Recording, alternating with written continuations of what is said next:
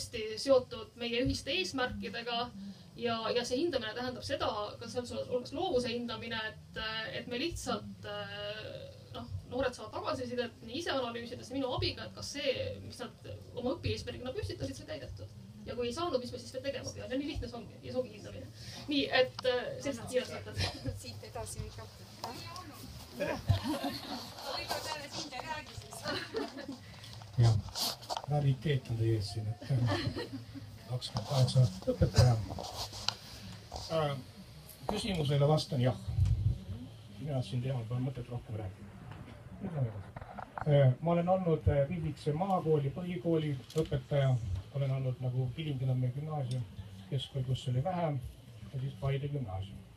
Ma tean 3 erinevat kooli oma suuruse poolest. Kuhu ma tahan välja jõuda? Aga kus on kõige õpetaja produktiivsus on kus kõige suurem? Need on pisikesed maakoolid, mida me praegu ära kaotame. Ma joon teie juurde ka. Kõik tähendab, ühest küljest tahetakse, et õpetaja tund on huvitavam, iga lapsele 2 minutit. Meil on juba ju ülemingi ära kaotatud, mul oli 10 klass, 30 õpilast. Igale lapsele 2 minutit. See on see koht. Et praegu me niimoodi, et ühest küljest nagu teeme head, aga teisest küljest võtame kõik maha. Me ei jõua mitte kuskil. See on minu arvamus. Mis puudutab hindamist, hindamine peab olema. Toon ühe näite. Noor teadusõpetaja, nagu ma olin, mõtlesin juba 80-ndat, rakendan uut meetodit, võib-olla mis nüüd. Lapsed hüppasid kaugust, tütarlapsed eriti. No, ärme hüppa tulemuse peale, hüppame rõõmu peale. No, kui ma nägin, et need sentimeetrid on ikka väga väiksed, on ju. Võtsin reha, tõmbasin ikka 3 joont ja laps hakkas pingutama. Ja nüüd ongi küsimus. Hindame, ärme hindame. Kust maalt, mis vanuses? Härra Soom rääkis väga hästi. Kust maalt nüüd annab last pingutada, kust maalt ei anna last pingutada. Ja küsimus, eks ole, et ühiskond muutub. Siin oli juttu, et kust tulid mehed. Mehed tulid kooli ju õnnestumisaeg, esimene maailmasõda. Kadusid koolist. Et järelikult nad tulid siia, aga miks ta on niimoodi? Sest ühiskond on selline. Ühiskonna pikkus on ju kui pikk. Ja teie nüüd tahate siin nüüd 10 aastaga kõike muuta, kuskil on knoka, kuskil on lüliti, keerame, paneme kõik soovõrdsus, siis paneme mingi muu, need asjad ei käi nii kiiresti. Võtke 10 aastat tagasi pilt, võtke 20 aastat tagasi pilt ja naiste osakaal, naiste mõju ühiskonnas kasvab. Tähendab, mida me murrame, mul on küsimus. Nii, kool. Kui palju ööpäevast on laps koolis? 3. No, heal juhul, eks ole.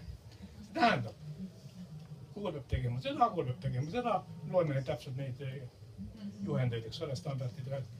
See ei ole võimalik. Ja lisaks, kui koolis ka laps on seal nutiseadmes, siis ta ei ole ka 1/3, eks ole. Et ei saa niimoodi olla. Ja nüüd siis kooliõpetaja. Kust tuleb kooliõpetaja? Ülikoolist. Minu õpetaja on Lembit Andreesen. Teie olete mulle lugenud. Teie on mulle lugenud. Lembitu suhtumist naistesse. Mis teame, kes on see õpetaja. Nii, aga nüüd ma toon ühe näite, et noor õppejõud, nimi on Tiiu, et mina olin juba praktika saanud õpetaja koolist, kaugõppijõud. Ja siis meie vestleme või on loengud. Ja mis oli tolleaegse Tallinna Ülikooli õppejõudu viga, ma ei tea, kus praegu on. Neile meeldis selline üliõpilane, kes kuulas teda, kes noogutas. Kes ei noogutanud, kes vaidles vastu, olid need kaugtõrkijad, kes olid juba 10-15 aastat koolis olnud. Nende küsimused olid ebameeldivad ja lõpptulemus. Absoluutselt. Ja ei, kõik on huvitav, aga noh, mina kui praktikõpetaja sain siis õppejõud Tiiu indeks 3. Kuna ma vaidlesin. ma oponeerisin. Mis te minu käest saite või ma ei teadnud teid? Ma kõiki asju ka mäletan. Pidas ei olnud, mulle meeldisid vaidlejad. Te olete nii noor, te hästi võib mäletan. Ei, heas mõttes, ega midagi hullu. Mul oli ülikoolis samamoodi, mul oli viimane repliik. Õppejõud Kala, klassijuhataja Teore, mida iganes. Mina sain napilt 3, olin ju praktika klassijuhataja. Ja see neiu, kes üldse oli nii tagasihoidlik ja õppis sekretäriks kohtusüsteemis ja see sai 5. Et noh, et ma tahangi öelda, et süsteemid, suured süsteemid muutuvad ise. Me võime rääkida, me peame rääkima, aga ärme liialt pressi peale. Aitäh! Ma tahaks kommenteerida. Ja seal oli ka veel tegelikult üks inimene enne. Nii, mind ärritas kõige rohkem Tiiu Kuurme lause, kuidas me oleme väga allaheitlikud, teeme kõike, mida vaja. Mina olen siin 48, keskmine, väga kaua õpetaja olnud, väga ennast täiendanud ja nii nagu siit vahepealt kõlas sõnum läbi, et õpetaja tunneb ennast tegelikult süüdi. Seesama, mida teie jälle räägite, mis ma nüüd jälle homme teisiti peaks tegema, et no ikka neil poistel parem oleks. Mind hämmastas see, et mina olen ka pigem kuulnud uuringuid, kuidas poisid tunnevad ennast väga halvasti koolis. Nüüd ma tunnen, et asi on hoopis teistpidi, aga ühe tavalise õpetajana mina väidan küll, et ma ei kasvata ei poisse ega tüdrukuid, vaid isiksusi. Ja kui me jõuame jälle selle vaese õpetaja juurde, kes nagu hästi ei taha areneda, hästi ei taha midagi teha, nüüd ma kuulsin, ma pean olema mässumeelne ka veel, et milles see mässumeelsus peaks väljenduma, aga selles, et ma ei täida e-kooli kella 7, nagu meil on kokku lepitud, või ma ei käi kõikidel koosolekutel, millest osad õppenõukogud tunduvad mulle suisa nõmedatena, andke andeks. Et kuhu maani ma lähen oma mässumeelsusega, et kui me räägime sellest, et haridus on ühiskondlik kokkulepe, siis ma küsin nii, mille kuradi pärast te käsite mul nõndamoodi õpetada. Ühiskond dikteerib mulle seda, mina olen käsutäitja. Kõik, mis ma saan iseendast teha, et mitte olla alandlik käsutäitja, õppida magistriõppes, suurepärane Viiveruusilt oli minu tööhinne. Ei saanud 3. Väga põnev oli käia juba oma üsna suurte laste kõrvalt seal magistriõppes.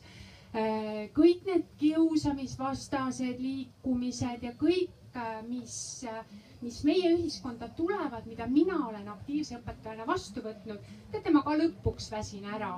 Et see nõudmiste koorem, poisid, tüdrukud, loovus, see jääb kõik õpetaja kanda ja kuskilt abi ei ole. Kui me mõtleme nüüd selle peale tagasi, et tuli meil uus õppekava, uued ainekavad.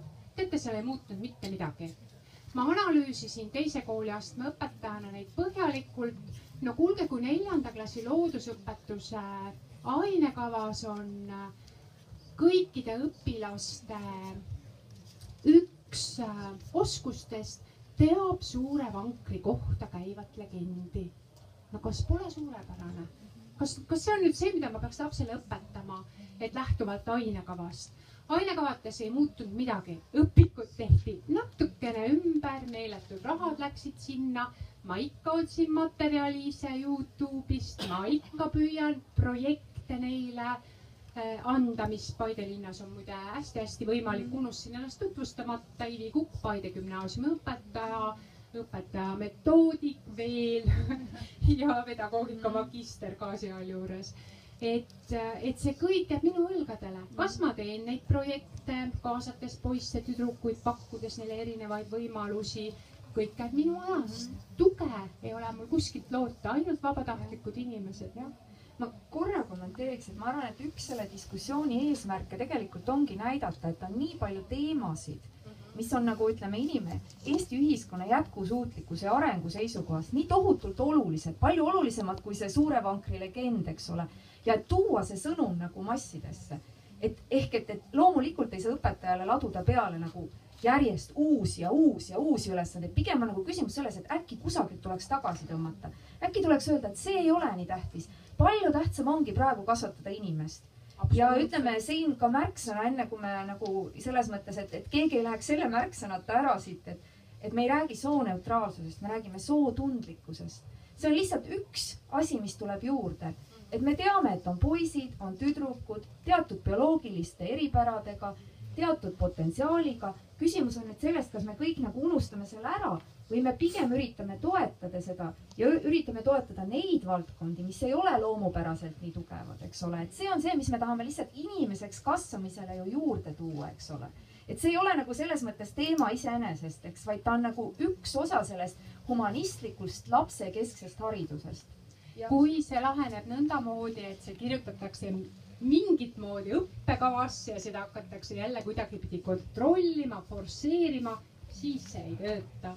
Aga mis ütleb uuring, et kas need õpetajad tõesti siis võtavad kuidagi soorollidest lähtuvalt neid lapsi?